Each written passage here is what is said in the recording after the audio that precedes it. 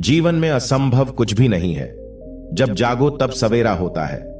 अगर आपको यह लगता है कि मेरे जीवन में बहुत से बुरे काम किए हुए हैं और अब इन गलत कामों को सुधारने के लिए कोई भी विकल्प नहीं है, तो आपको गौतम बुद्ध के जीवन की यह कहानी एक बार अवश्य सुननी चाहिए।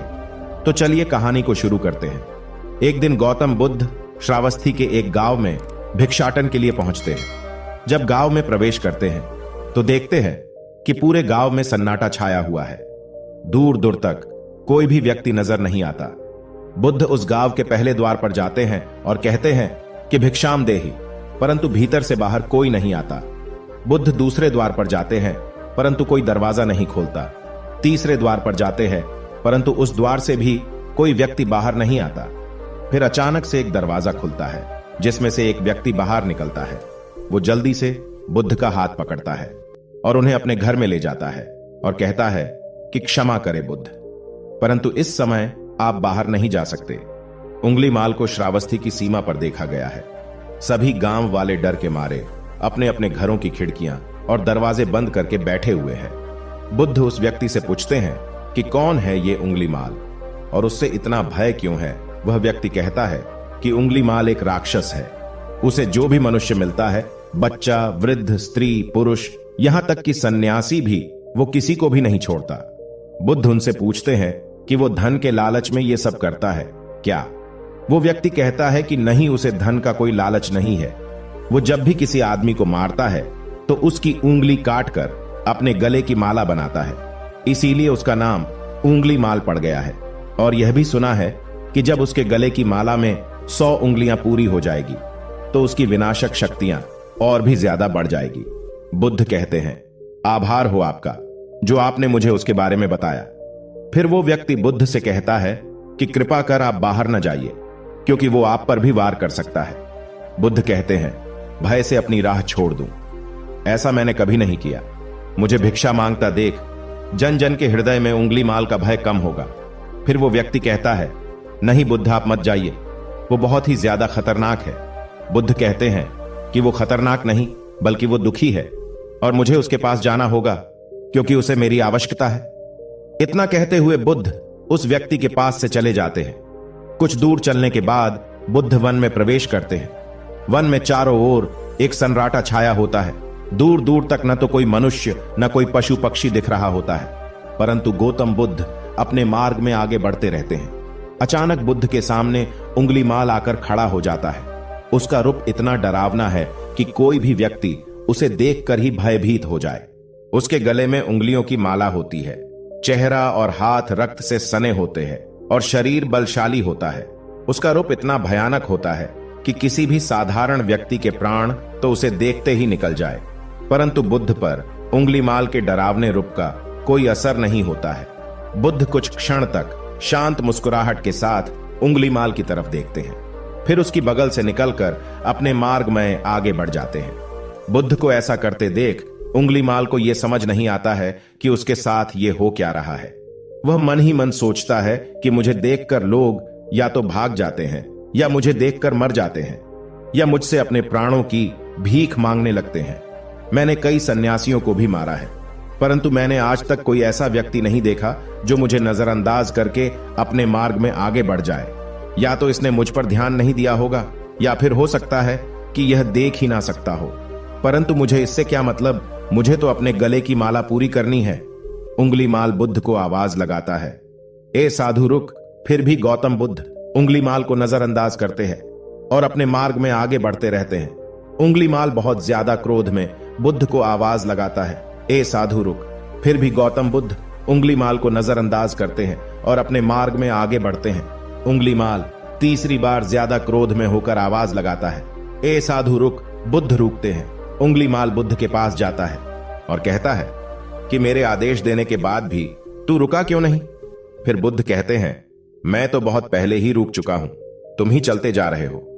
उंगलीमाल यह समझ ही नहीं पाता है कि बुद्ध क्या कह रहे हैं, परंतु वो इतना जरूर समझ जाता है कि सामने खड़ा व्यक्ति उससे थोड़ा भी नहीं डर रहा है। उंगलीमाल बुद्ध को डराने के लिए चिल्लाकर पूछता है, ए साधु, मुझसे भय नहीं लग रहा है क्या? मैं आदिमानव हूं। बुद्ध कहते हैं कि नहीं, तुम मानव हो।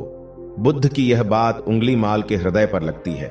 पहली बार उसे किसी ने मानव कहा था, परंतु वो इस बात को नजरअंदाज करने का प्रयास करता है और बुद्ध से पूछता है कि ए साधु, तूने ये क्यों कहा कि तू कब का रुक चुका है, जबकि तू तो चल रहा था?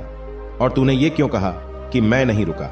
बुद्ध कहते हैं कि मैं बहुत पहले ही रुक चुका हूं, यानी मैंने ऐसे सारे बुरे कृत्य करना पहले ही छोड़ दिया है जिससे कि व्यक्ति को कष्ट पहुंचा सकते हैं।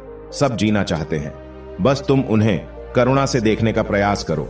गौतम बुद्ध के ये शब्द दोबारा से उंगली माल के हृदय पर चोट करते हैं, परंतु वह दोबारा से बुद्ध की बातों को नजरअंदाज करने का प्रयास करता है। इस बार वह और क्रोध में भरकर बुद्ध की गर्दन पर अपनी तलवार रख देता है, जिससे वो लोगों की हत्या किया करता था, और बुद्ध से चिल्लाकर कहता है, नहीं, मानव में ना तो प्रेम है ना ही करुणा है, सिर्फ छल और कपट है।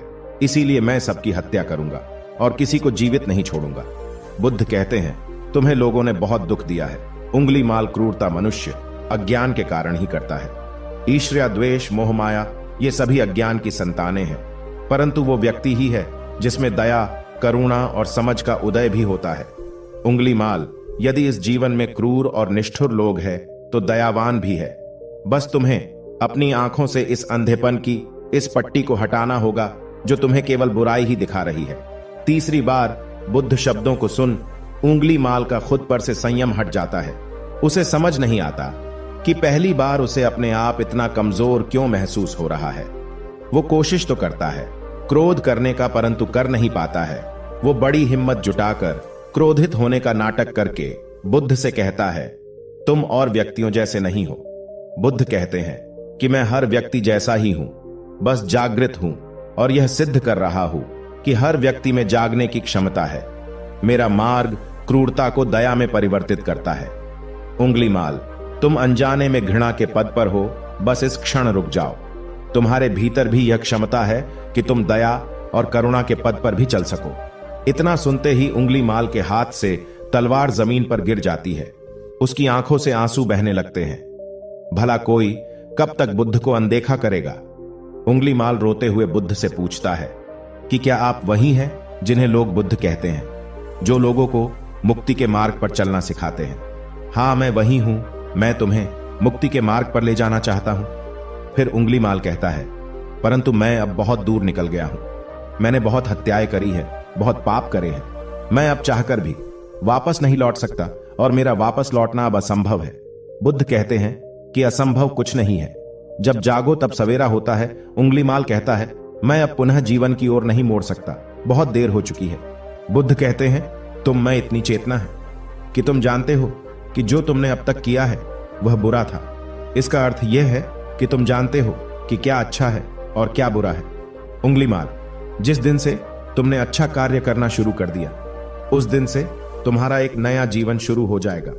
फिर उंगली माल कहता है, मैं कितने भी अच्छे काम कर लूं, परंतु लोग मुझे उसी दृष्टि से देखेंगे और मुझे चैन से जीने नहीं देंगे।